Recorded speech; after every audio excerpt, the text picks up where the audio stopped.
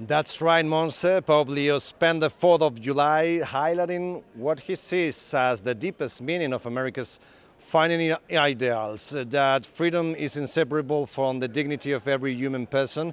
And perhaps the most striking example came in Lampedusa on Saturday the 4th, when he did more than honor the visit Pope Francis made 13 years ago. After an early morning arrival, the stiff Mediterranean wind swept across the island throughout the visit, tugging up the Holy Father's vestments and, at one point, even sweeping away his white succhetto. Rather than remaining on a prepared platform, he deliberately made his way along the rocky shoreline of Cala Pisana, stopping repeatedly to greet island residents, fishermen, volunteers, and migrants who had gathered to welcome him. He embraced children, spoke with local families, and paused often to listen before continuing toward the waterfront. He prayed at the cemetery, silently overlooking the sea, where thousands of migrants have lost their lives attempting to reach Europe, and visited the Gateway to Europe sculpture made to symbolize hope for those arriving. He then celebrated Mass at Lampedusa sports field. In his homily, he likened the Mediterranean Sea to the road in the parable of Good Samaritan. Today, Lampedusa and Linosa lie along a path as dangerous as the one that led down from Jerusalem to Jericho.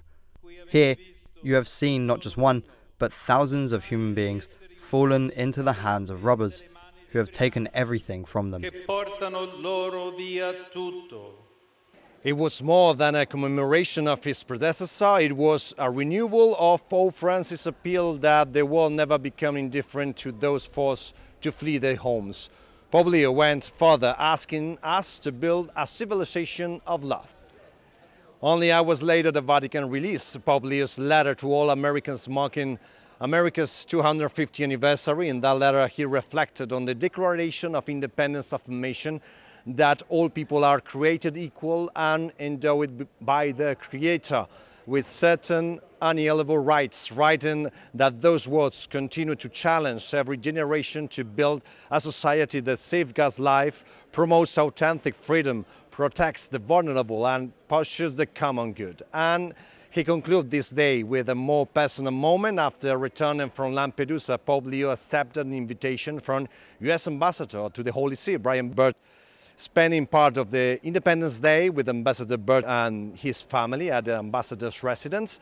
Reports say that they discussed American efforts to pursue peace, religious freedom, and the need for moral clarity and courage around the world. They also indicated that Leo received a USA World Cup jersey, a commemorative Freedom 250 baseball, and a homemade apple pie from the Burch family. So taken together, Monse, the Pope's July 4th schedule formed a clear picture. An American Pope honoring his homeland's ideals and reminding us he is rooting for the U.S. in the World Cup. Javier, it does seem like he made special efforts to mark the 250th anniversary, even without a visit to the U.S. But now, after such a full few days, the Holy Father has left Rome for Castel Gandolfo. What can we expect between now and July 27th? Yes, Monse, Pope Leo moved from the Apostolic Palace to Castel Gandolfo on Sunday evening, July 5th, after his Angelus prayer, where he reflected on the day's gospel, reminding us that humility is an essential component in understanding God's love.